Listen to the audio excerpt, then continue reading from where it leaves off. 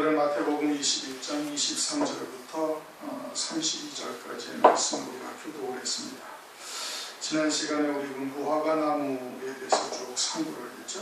무화과 나무가 결국은 이스라엘을 의미하는 것이고, 그것은 마태복음 24장에 세상 끝날과 주의 재림의 때, 종말의 때 계시를 이루어질 일들을 말씀하시면서 창세일에 없던 환란이 있을 것이고, 환란 후에 인자의 징조가 보이고, 그와 같은 때가 언제 있을 것인가.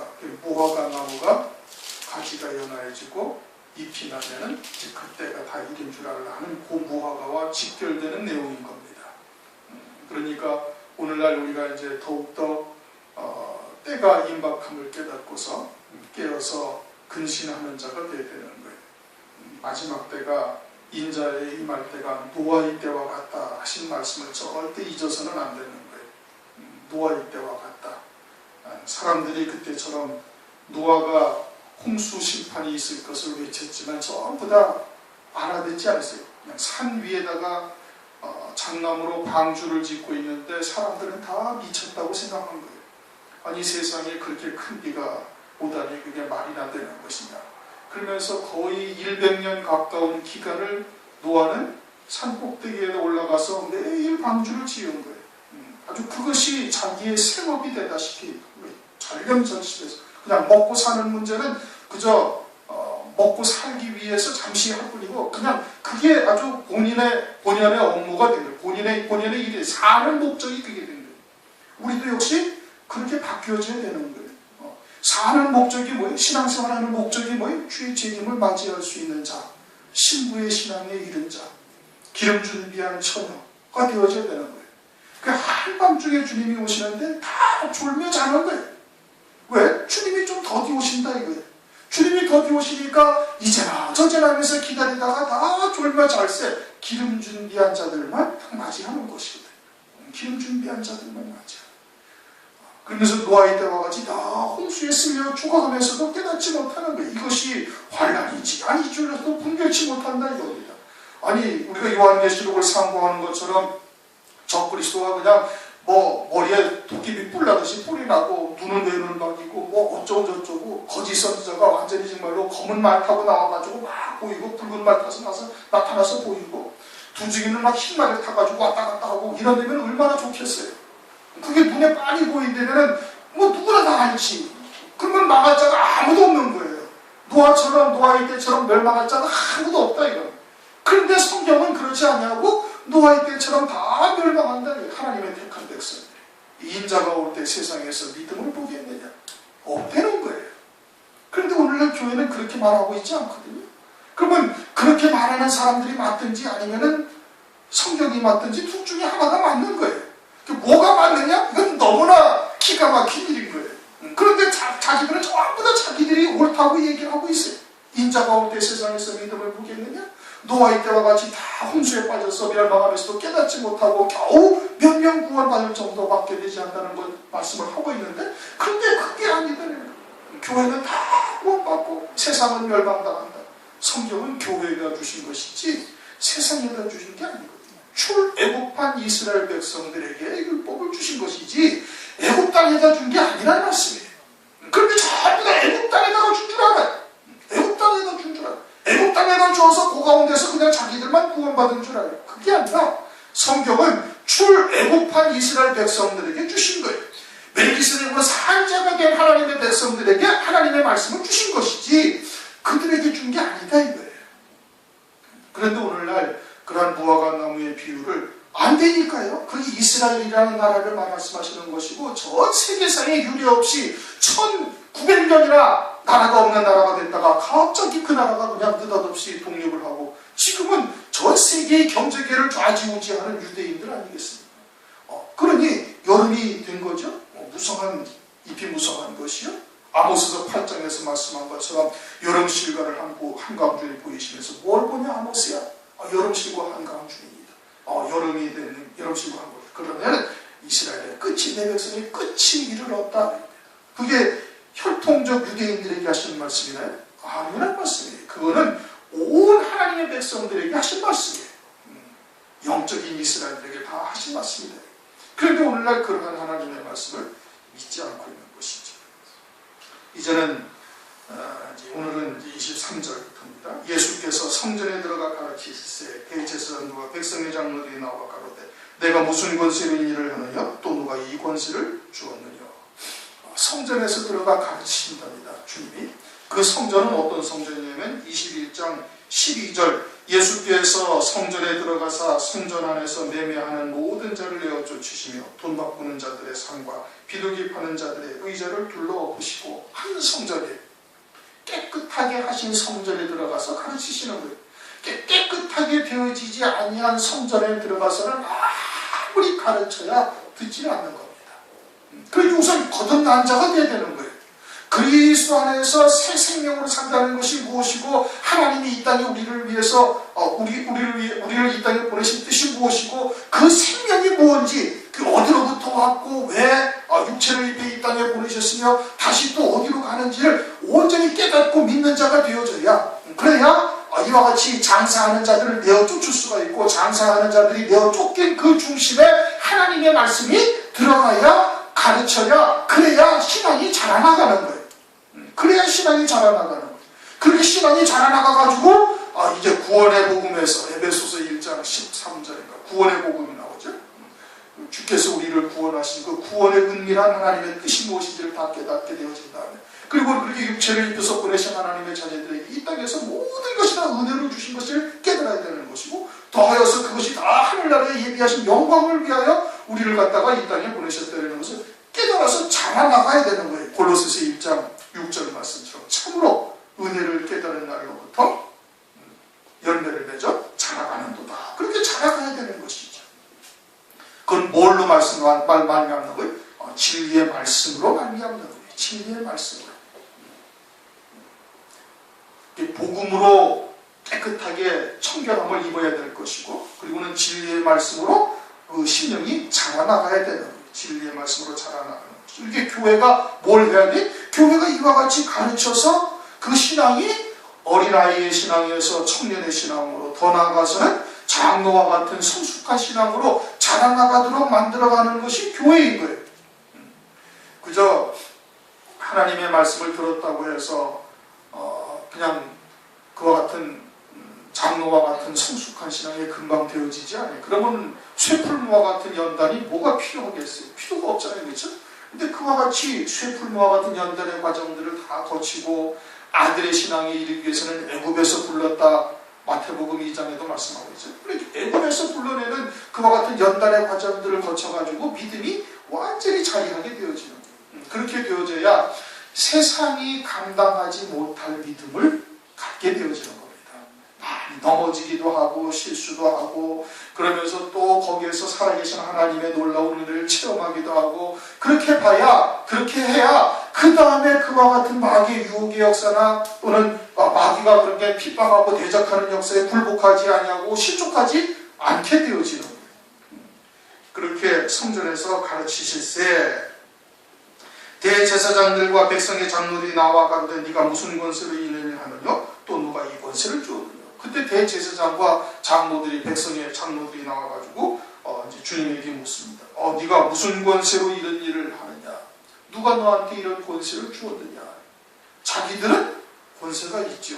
왜? 하나님이 주신 율법을 쫓아 임명된 대제사장이요 장로요 서기관들이니까 자기들에게는 하나님께서 그러한 권세를 부여받은 것을 확실히 이제 모든 사람들이 다 알고 있는 거예요. 그런데 이 예수 그리스도는 예수님은 나사렛에 사는 어느 목수의 아들이 나와가지고 어느 날 세례 요한한테 세례를 받고 나서는 세례 요한이 하나님의 어린 양이라고 얘기했지만 이게 저 어디 시골 구석에서 이름도 목도 없던 아주 그냥 하찮은 존재거든요. 무슨 바리새파의 그것도 아니고 제사장의 집안도 아니고 아무것도 아니다 이게. 레위 지파도 아니고 아무것도 아닌 자가 나와가지고 느닷없이 뭐 좀 이적을 보이기는 하지만은 그런데 와가지고 막 성전에서 성전을 뒤집어 엎고 말씀이 좀 권세는 있게 하지만은 뭔지 들어보지 못했던 말이지만 그런데 그런 것이 아니고 자기들이 보기에는 아주 하찮은 존재인데 막 이러고 있으니까 이제 대제사장과 장로들이 와가지고 따지는 거예요. 네가 무슨 권세로 누가 너한테 이런 권세를 주었느냐? 우리는 율법으로 말미암아 하나님으로부터 이런 권세를 받았는데 너는 도대체 어디서 온 굴러먹던 뼈다귀냐, 이런 뜻인 겁니다. 그런데 주님은 멜기세덱의 반차를 쫓아 영원한 대제사장이다. 성경이 그렇게 말씀을 하고 있죠. 히브리서를 보면은 히브리서 7장 17절, 네가 영원히 멜기세덱의 반차를 쫓는 제사장이라. 그리고 하늘에서도 제사장으로 계셨고, 그리고 육신을 입고 이 땅에 오셔서도 또 제사장으로 오신 거예요. 그래서 당신을 제물로 드리는 거예요. 율법에 의한 제사장도 자기가 제사장의 직무를 하기 위해서는 먼저 자신을 위해서 번제, 속죄제 제물을 드려야 돼요. 그럼 그 번제, 속죄제 제물을 드린다는 이유는 자기가 그와 같이 제물이 됐다는 뜻이에요. 그것은 그림자고, 실상은 뭐예요? 실상은 자기가 제물이 돼야 되는 거예요. 그래서 예수님이 이 땅에 오셔가지고 우리의 모든 죄를 대속하사 당신께서 제물이 되시고 영원한 대제사장으로 계신 거예요. 하늘에서도 계셨고 이 땅에 오셔서도 당신께서 실제로 계시고, 그리고서는 영원한 제사장으로 계시다 이겁니다. 그러니 예수님은 참 대제사장이죠. 참 대제사장. 그러면 예수님이 지금 이와 같이 예루살렘에 입성하셨죠? 21장에 예루살렘에 입성하시고 이제 며칠 있으면 십자가에서 죽임당하실 때, 그럼 예수님이 십자가에서 죽임당하실 때 이 대제사장이 누구였냐면 가야바라는 사람이에요. 가야바. 요한복음 18장 13절 보면 그 대제사장 가야바는 안나스의 사위더라. 그 전임한 안나스의 사위예요. 그 전임한 안나스에게 아들이 없었던 거예요. 원래 대제사장은 아론의 가문으로만 대제사장직을 하도록 성경에 명을 하셨어요. 율법에 그렇게 명을 하신 거예요. 출애굽기를 보면은 아론의 반차를 쫓아서만 대제사장이 되도록, 출애굽기 28장과 29장 1절까지 쭉 보면은 거기에 아론의 아들로만 대제사장을 삼게 되어져 있는 거예요. 그러니까 아론의 아들이 아니면 대제사장이 되어서는 안 되는 거예요. 그래서 그때로부터, 광야로부터, 아론으로부터 계속해서 아론의 아들로 계속해서 대제사장이 이어져 온 거예요. 언제까지? 예수님이 오실 때까지. 누구까지? 안나스까지. 아론의 자손으로 대제사장이 계속 오다가 안나스에 와가지고는 아들을 하나님이 안 주신 거예요. 딸밖에 없어요. 그러면 율법대로 따진다면 아들이 없으니까 대제사장이 끊어진 거죠. 왜? 이제는 참 대제사장인 예수께서 오시니까 율법의 대제사장인 아론의 반차를 쫓는 대제사장의 대를 딱 끊어버리신 거예요. 하나님께서. 그리고서는 참 대제사장인 예수께서 오신다 라는 것을 그들에게 알려주신 것이죠. 그러니까 하나님께서 율법에 명하신, 하나님께서 전지전능하시죠. 천지와 만물의 주권자가 되시죠. 모든 것에 하나님이 주권 속에 다 섭리 가운데 이루어지고 있는 거예요. 그러면 하나님께서 아론의 반차를 쫓는 대제사장의 대를 갖다가 계속 이어오신 건데 그걸 딱 끊으셨다라는 것은 대제사장이 이제는 끊어졌다. 왜? 이제 참 대제사장이 오시기 때문에 끊어졌다는 것을 받아들여야 되는데 그러지 아니하고 사위를 대빌사위로 들여가지고서는 대제사장을 딱 세웠다 이겁니다. 그러면 그 대제사장은 참예의 가짜예요? 가짜지. 그 율법에 명한 권세를 가진 대제사장이 아니에요. 하나님의 명을 받은, 하나님으로부터 권세를 위임받은 대제사장이 아닌 거예요. 그런데 예수님은 참 대제사장이죠. 그러니 가짜가 지금 참한테 지금 뭐라고 그러는 거예요? 누가 너한테 이런 권세를 주었느냐고 지금 묻고 있는 거예요. 가짜가 참 대제사장한테 지금 누가 너한테 이런 권세를 주었냐? 네가 무슨 이유로 이런 일을 행하느냐? 성전 청결을 하고 성전에서 돈 바꾸는 자, 매매하는 자를 다 내어쫓고 상을 뒤집어 엎으시면서, 그리고서는 그들에게 하나님의 말씀을 가르칠 수 있는 권세를 감히 누가 줬느냐고 가짜가 지금 참한테 묻고 있다 이겁니다. 우리가 마태복음 2장이나 13장을 보면 마태복음 2장 4절에 백성의 서기관들이 있어요. 여기도 누구라고 그래요? 백성의 장로들이다 이겁니다. 백성의 서기관, 백성의 장로들 있고, 그 다음에 마태복음 13장 52절을 보면 천국의 제자된 서기관이 있어요. 천국의 제자된 서기관은 마치 옛 것과 새 것을 자기 집에서 내오는 자와 같다. 이거. 그럼 천국의 제자된 서기관들과 백성의 서기관들, 백성의 장로들이 다른 점이 뭐냐? 천국의 제자된 서기관은 그것은 율법과 복음이 무엇인지를 깨닫게 하시는 거예요. 하나님께서 하나님의 영을 한량없이 부어주셔가지고 요한복음 3장 34절 말씀처럼 하나님의 성령을 한량없이 부어주셔서 율법, 복음이 무엇인지, 복음 안에서의 율법, 참빛이 무엇인지를 온전히 깨닫게 하셔가지고 그저 마치 제 곳간에서 내어오는 자처럼 한다 이겁니다. 이게 하나님의 말씀의 맥을 전체를 갖다가 다 알게 하신 거예요. 하나님께서 성령으로. 백성의 서기관은 또 다른 점이, 그 백성의 서기관, 백성의 장로는 백성들이 듣기 원하는 말을 하는 거예요. 백성들이 가려운 데를 긁어주고 백성들이 원하는 축복의 말을 하고 그저 저주나 책망이나 권면하는 말을 인정하지도 않고, 왜? 잘못하면 시험되니까. 그러니까 백성이 듣기 원하는 말만 하고 백성이 듣기 좋아하는 말들만 하는 거예요. 그것은 백성의 서기관이요 백성의 장로들이지 천국의 제자된 서기관이 아니다. 천국의 제자된 서기관은 오직 하나님께서, 하나님이 전하라 하신 말씀만 하는 거예요. 백성의 서기관, 백성의 장로들은 하나님이 전하라 하신 말씀을 하지 않냐고 백성들이 듣기 좋아하는 말씀들만 전하는 거예요. 백성들이 듣기 원하는 말, 백성들에게 축복의 말, 또는 아주 그냥 백성들한테 칭찬의 말, 뭐 그런 것만 해가지고서 백성들을 많이 끌어모으는 자들이 되는 거예요. 이게 백성들이 어디에 관점을 두고 있느냐가 아주 이러한 백성의 서기관들의 주요 관심사인 거예요. 어떻게 하여야 많은 사람들을 모을 수가 있는가? 이건 백성의 서기관이다. 백성의 장로들이다. 오늘날 대부분 다 그렇잖아요. 어떻게 하면 전도가 잘 되고, 어떻게 하면 교회가 빨리 부흥할 것인가, 어떻게 하면 큰 예배당을 지을 것인가, 에만 모든 초점이 맞추어져 있다 이겁니다. 그건 백성의 서기관이요 백성의 장로들이지. 천국의 제자된 서기관은 그것이 아니라 그냥 자기에게 주신 영혼들이 최선을 다해서 그들이 하나님 보좌 우편 영광의 자리에 이럴 수 있는 거에만 신경을 쓰는 거예요. 거기에만 하나님의 말씀에 초점이 맞추어지는 거예요. 오고 가는 건 그건 하나님의 소관인 것이고, 물론 전도도 해야 되고 선교도 해야 되고 여러 가지 해야 되지만, 그러나 크게 본다면 모든 것이 다 하나님의 소관인 것이다 이겁니다. 그런데 오늘날 그러한 하나님의 뜻은 깨닫지 못하고 전부 다 그냥 백성들의 서기관 되기에 아주 전념하고 있는 것이 오늘날의 현실인 겁니다.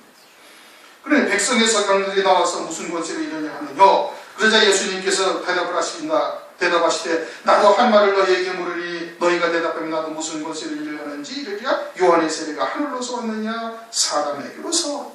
하늘로서냐 사람에게로서냐? 그러자 주님께서 이제 묻습니다. 대답을 하시되 주님께서 질문을 하시는 거예요. 너희들이 이 질문에 나도 한 가지를 물을 테니까 이것을 너희들이 대답하면 나도 대답하겠다. 그러면서 하시는 말씀이 요한의 세례가 하늘로서냐 사람에게로서? 하늘로서의 사람에게로서요?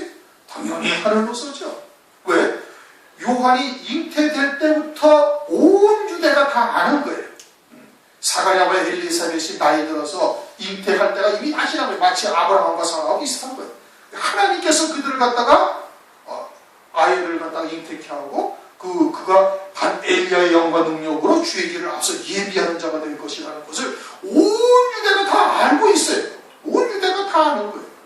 그리고서는 요한이 태어나서 하는 이제 공생애를 시작해서 하는 말이 뭐예요? 보라, 예수님이 세례 받으러 오니까 주님께서 하나님께서 요한에게 딱 깨닫게 하는 거예요. 나도 그를 보지도 못하고 알지도 못했지만은 그가 보라, 세상 죄를 지고 가는 하나님의 어린 양이다. 그건 뭐예요? 하나님의 아들이라는 얘기예요. 하나님의 아들이라는 얘기죠. 이사야서 53장에 기록된 바로 그분이 지금 우리 눈앞에 지금 나타나셨다고 세례 요한을 통해서 하나님께서 온 유대에 알려주시는 거예요. 온 유대에 알려주시는 거죠. 요한을 하나님께서 이 땅에 보내신 목적은 요한복음 1장 31절 그를 세상에 나타내려 합니다.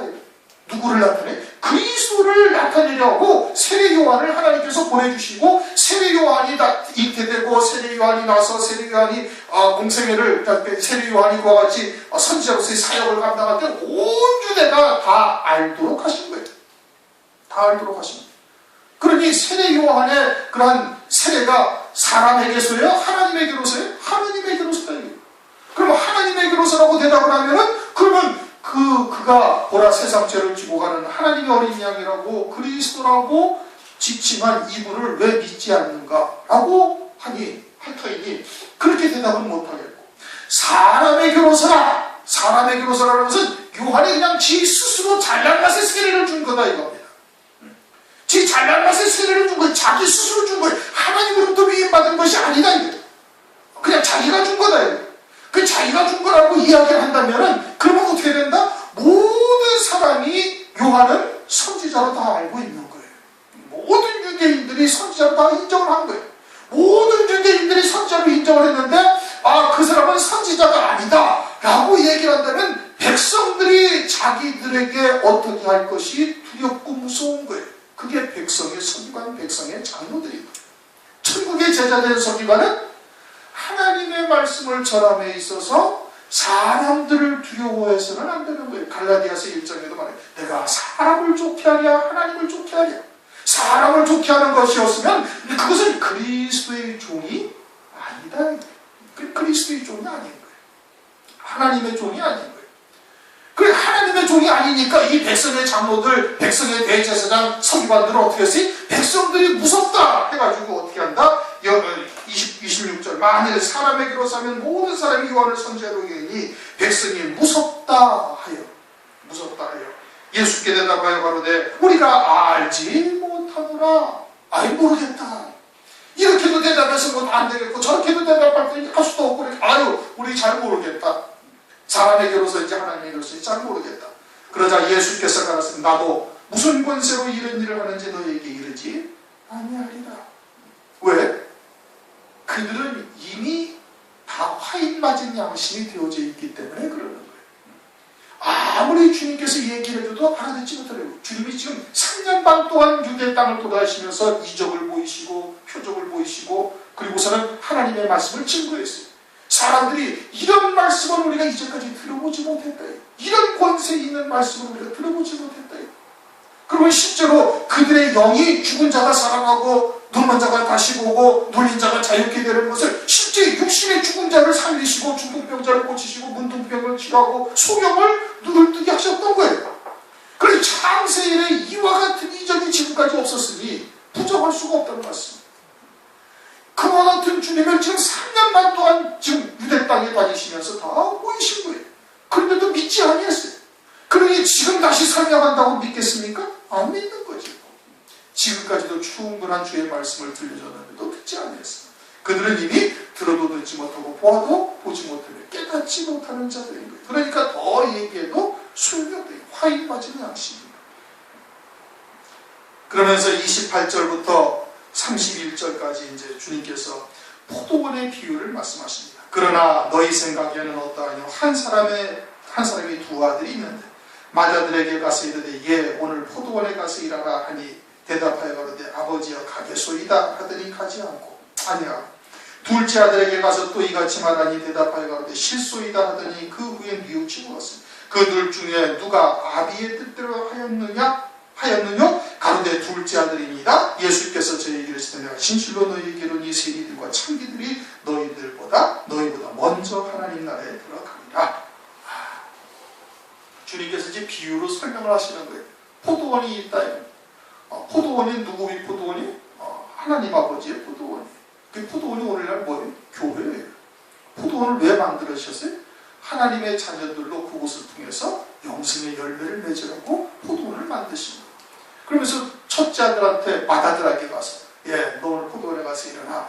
예 가겠소이다. 그러더니 가지 않았다. 일하지 않은 거예요. 그 둘째 아들한테는 포도원에 가서 싫어요. 그래서 딴 데 갔다가 나중에 뉘우치고 돌아가서 가서 일한 거예요. 그래 누가 아버지의 뜻대로 했느냐 이겁니다. 아버지의 뜻대로 했느냐. 둘째니다. 그러면서 하신 말씀이 세리와 창기들이 너희들보다 먼저 하나님의 나라에 들어가. 그럼 세리와 창기들은 처음에는 싫다고 했다가 나중에는 포도원에 들어가서 일을 한 거예요. 아버지의 뜻대로 한 거예요. 그럼 맏아들은 첫째는 처음에는 예 하면서 가겠소이다 했는데 가지 않냐고 일도 하지 아니했다 이겁니다. 그러면 맏아들은 누구를 말하는 거예요? 이 대제사장과 백성의 장로들이요 서기관들과 바리새인들이요 유대인들을 말하는 거예요. 율법 안에서 자기들은 하나님을 잘 섬기고 있다는 겁니다. 하나님께서 율법을 주셨어요. 포도원에 들어가서 일하라 한 거예요. 그래서 율법을 자기들은 잘 섬기고 있는 거예요. 율법을 잘 섬겨서 바리새인과 사두개인들 전대가지고 하나님의 말씀을 철저히 지키면서 안식일에 부엌에서 불도 피우지 아니하고, 그리고서는 아주 철저하게 제사와 제물을 드리면서 하나님을 섬기고 있다고 지금 자기들은 자부하고 있는 거예요. 예, 가서 일하겠나이다 하고 가서 일하고 있는 거예요. 지금 일하고 있는데 율법의 본질이 뭐예요? 율법의 본질은 죄를 깨닫는 거예요. 죄를 깨닫는 것이다. 로마서 3장 20절. 율법으로는 죄를 깨달음이래요.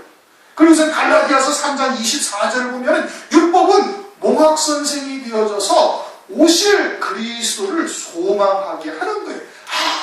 아무리 내가 율법을 지켜 행하려 하였지만은 그러나 하나님과 같이 율법을 지킬 수가 없는 거예요. 온전한 사랑으로. 율법의 가장 큰 계명이 뭐라고? 사랑이래요. 하나님을 사랑하고 네 이웃을 네 몸과 사랑하는 거예요. 하나님처럼 사랑해야 되는 건데 하나님처럼 사랑해야 온 율법이 다 완성이 돼. 하나님처럼 사랑할 수가 없는 거예요. 그러니 어떻게 해야 돼? 오실 그리스도를 소망하게 하기 위해서 율법을 주신 거예요. 죄를 깨닫고. 우리는 죄인일 수밖에 없는 존재로구나. 그런데 이 이스라엘 유대인들은 어떻게 했어요? 아니 그게 아니라 그리스도는 필요 없고 우리가 율법을 지켜서 의에 이른다라고 지금 생각을 하고 있는 거예요. 의에 이른다. 그러니까 하나님께서 포도원에 가서 일하라 했는데 실제 예 하면서 일은 자기들은 하고 있는데, 한다고 생각을 하고 있는데 하나님이 율법을 주신 본래의 뜻은 외면해버리고 그리고 엉뚱한 일을 하는 거예요.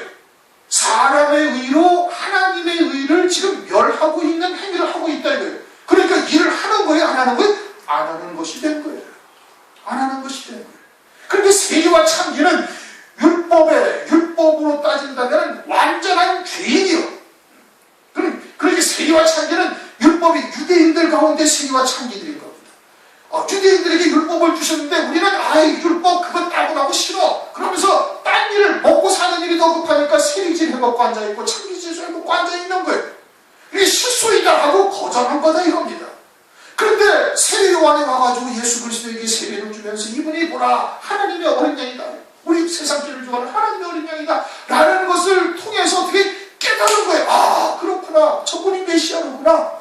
모세오경에 말씀하신 또 다른 한 선지자가 오신다는 그분이 바로 이분이로구나. 그래서 그분을 어떻게 해서 그리스도로 영접한 거예요. 그러면 누가 아버지의 뜻대로 했느냐? 세리와 창기들이 아버지의 뜻대로 했다 이 뜻인 겁니다. 간단한 거예요. 간단한 거예요. 하나님이 율법을 주신 본래의 뜻은 뭐예요? 그리스도를 소망하게 해서 그리스도를 믿음으로 말미암아 구원을 얻게 하려는 거예요. 율법 외에 또 한 의를 하나님께서 이스라엘 백성들에게 나타내셨다. 그게 뭐예요? 예수 그리스도다. 믿음으로 말미암는 의는 아무도 차별이 없다. 누구든지 믿으면 다 의가 되는 거예요. 그것을 세례 요한을 통해서 그분을 나타내신 거예요. 와, 세상 죄를 하나님 지구하는 하나님의 어린 양이다. 그리고는 이 이스라엘에게 이 그리스도를 나타내려고 세례 요한이 와서 사역을 하고 세례를 준 거예요. 그런데 처음에는 율법을 외면하고 그냥 자기 멋대로 로마의 빌부터 가지고 세리처럼 살았다. 이스라엘 유대인으로 봐가지고 완전히 역적이요. 아주 이스라엘 공공의 적이 딱 된 거예요. 세리, 창기. 율법을 아예 그냥 대놓고 외면하는 거예요. 창기가. 그렇잖아요.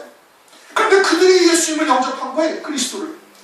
그래서 그들이 속에 하나님의 나라가 이루어졌다 이겁니다. 그들의 심령 속에 하나님의 나라가 이루어진 거예요. 이게 포도원에 가서 지금 일하는 자가 된 거예요. 그들이. 실제 포도원에 가서 지금 일하는 자가 된 거예요. 그 포도원에 가겠다고 얘기했던 마다들은 어떻게 되냐? 마다들은 하나님의 뜻이 무엇인지를 모르겠고 말씀의 문자만 알지 문자를 통해서 주신 하나님의 뜻이 무엇인지는 외면하고 엉뚱한 일을 지금 하고 앉아있는 것이다.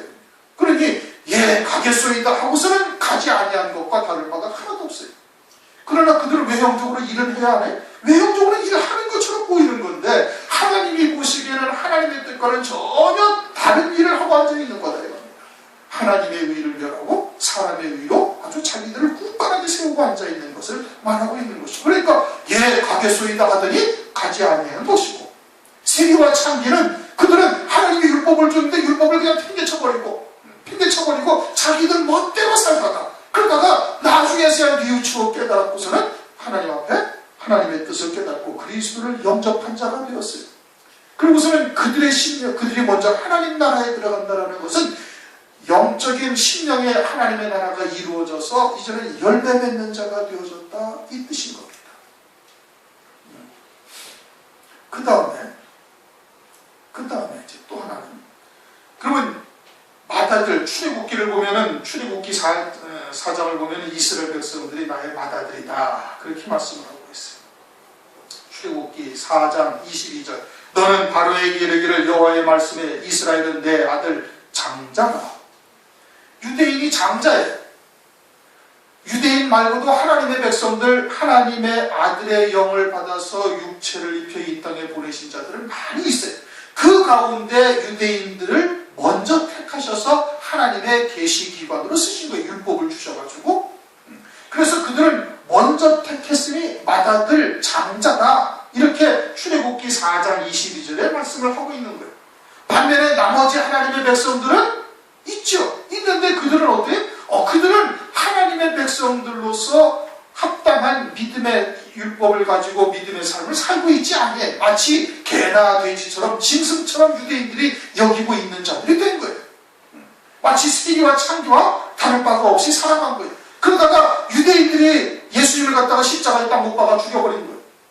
십자가에 못 박아 죽여버리니까 그 구원이 어디로 넘어왔어요? 이방인들에게로 넘어와서 오늘날 우리들이 예수 그리스도를, 예수님을 구주로 섬기고 그리스도로 섬기고 지금 신앙생활을 하고 있어요. 그러면서 우리들의 신령 속에 먼저 하나님의 나라가 이루어져가지고 천국에 먼저 들어가는 자가 되었다, 이 뜻인 겁니다. 세리와 창기들을, 지금 유대인들 안에 세리와 창기들과 율법을 지키고 있다는 대제사장과 서기관들을 통해서 비유적으로 설명하시고 있는 것이고, 더 크게는 유대인과 이방인의 관계를 지금 말씀을 하고 있는 거예요. 그러니 그들 중 누가 아비의 뜻대로 행하였느냐, 우리가 하나님의 말씀을 보면서 아버지의 뜻이 무엇인지를 깨닫는 게 중요한 겁니다. 그저 문자에 나타난 의미를 아는 것이 중요한 게 절대 아니다, 이거죠. 누누이 말씀드리는 거지만 성경은 영생을 기록하신 거예요. 다시 말하면 영원한 하나님의 나라를 성경에 기록을 하셨는데, 영원한 하나님의 나라를 세상에 있는 것들을 가지고 기록을 하셨어요. 그것이 문자로 기록을 해놓은 거예요. 그러니까 그것을 통해 가지고 영원한 하나님의 나라에 관하여 무엇을 말씀하시는지, 즉 영생에 관하여 무엇을 말씀하시는지를 볼 수 있어야 되는 거예요. 그래서 되살림질을 하는 짐승이 청결하다, 그렇게 말씀을 하고 있잖아요. 그러니 아버지의 뜻이 무엇인지, 율법을 주신 아버지의 뜻을 깨달아야지, 율법을 그냥 지킨다고 해서 그것이 다 아버지의 뜻대로 행하는 자가 아니다, 이겁니다. 말씀을 통해서 그것을 깨닫는 것이 중요하죠. 그러면서 32절, 요한이 의의 도로 너희에게 왔거늘. 요한은 무엇 때문에 왔어요? 예수 그리스도를 이스라엘에게 나타내려 오신 거예요. 오신 게 아니라 온 거예요. 요한복음 1장 31절 보면은, 한번 읽어보세요. 요한복음 1장 31절.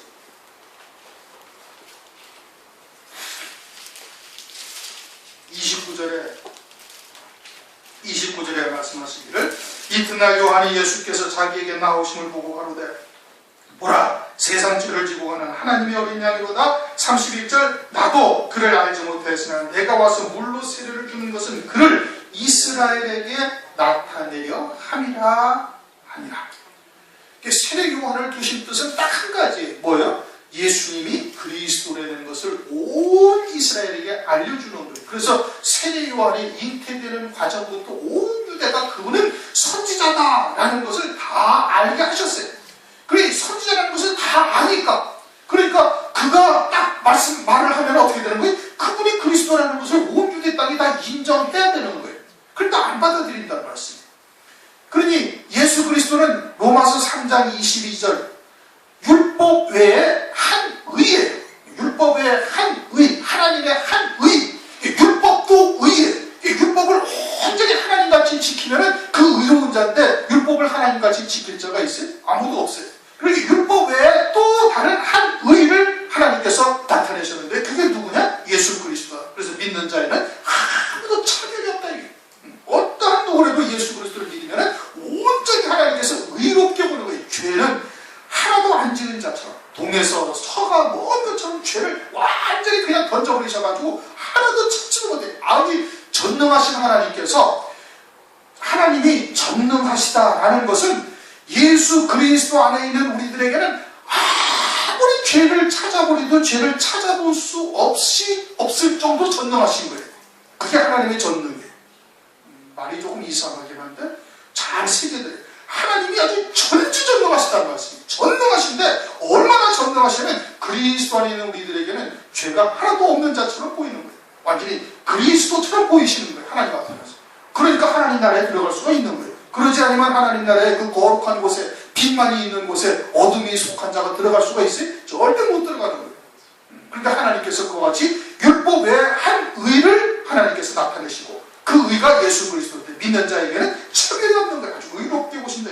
그 의를 나타내려고 세례 요한을 하나님이 보내신 거예요. 요한이 의의 도로 저희에게 왔거늘, 그 의의 도, 마지막 선지자다 이겁니다. 율법의 마지막 선지자예요. 그래서 율법에서 복음으로 딱 이어주는 그 교양 역할을 세례 요한이 하는 거예요. 요한이 의의 도로 너희에게 왔거늘 너희는 저를 믿지 아니하였을 때, 온 주대가 다 알아요. 선지자라고. 그리고 세례 요한이 그리고는 외친 거예요. 오라, 세상 죄를 지고 가는 하나님의 어린 양이. 그걸 믿어야지. 그런데 안 믿어요. 유대인들이 안 믿어요. 왜 안 믿어요? 사람의 의로 하나님의 의를 지금 멸하고 있는 거예요. 하나님께서 포도원에 가서 일하라 했는데 가서 예 해놓고서는 엉뚱한 데만 파고 앉아 있는 거예요. 세리와 창기는 믿었으며 이거 실소이다 하고 율법을 팽개쳤던 그들이 나중에는 그리스도를 영접한 거예요. 그러니까 본래의 아버지의 뜻은 뭐예요? 본래의 아버지의 뜻은 성자 하나님의 육신을 입고 오셔가지고 멜기세덱의 반차를 쫓아 당신께서 신이 제물 되실 것을 믿는 자를 구원하실 것이 아버지의 뜻이었다는 말씀입니다. 율법으로는 죄를 깨닫게 해서. 그런데 창기는 믿었으며, 율법을 가지고 있다는 그들은 믿지 아니하고, 율법을 팽개쳤던 창기들은 믿었으며, 율법을 가지고 있던 이스라엘 백성들은 믿지 아니하고, 그리고 율법을 알지도 못하는 이방인들은 믿었으며, 그 뜻인 겁니다. 너희는 이것을 보고도 뭘 봤어요? 창기들과 세리들이 예수를 그리스도로 영접하고, 그리고 포도원에서 일하면서 열매 맺는 것을 본 거예요. 마태복음 9장 9절을 보면 세리 마태가 세관에 앉아있는데 예수님이 나를 쫓아 하니까 딱 팽개치고 주님을 쫓는 거예요. 주님을 쫓아요. 세리라는 직업이 당시에는 엄청난 권세예요.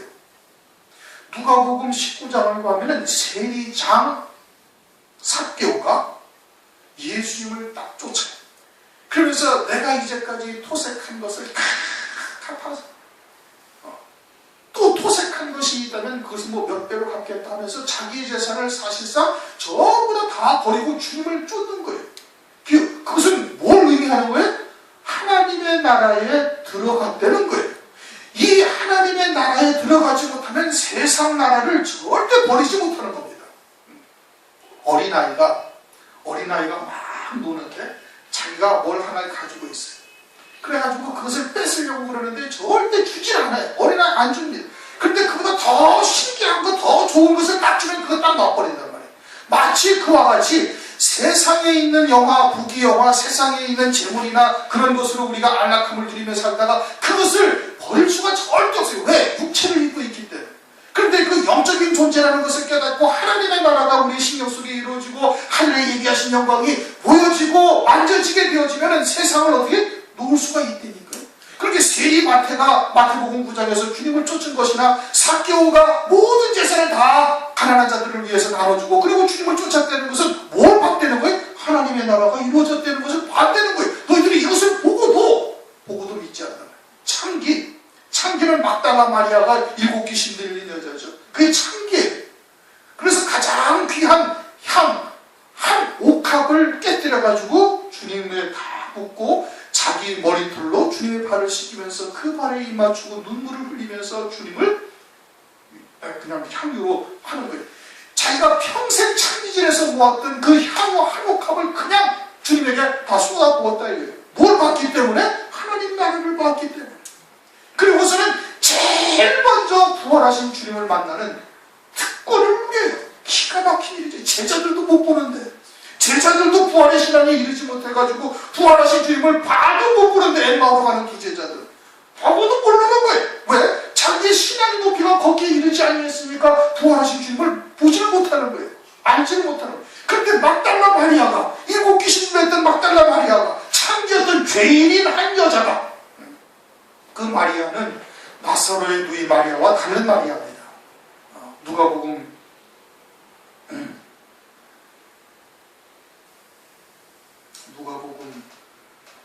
19장,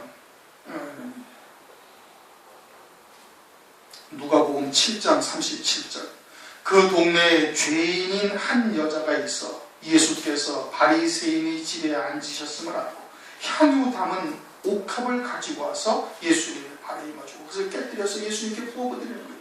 그것은 죄인인 한 여자라는 것은 온 유대 땅이 다 아는 죄인이라는 거예요. 그건 뭐예요?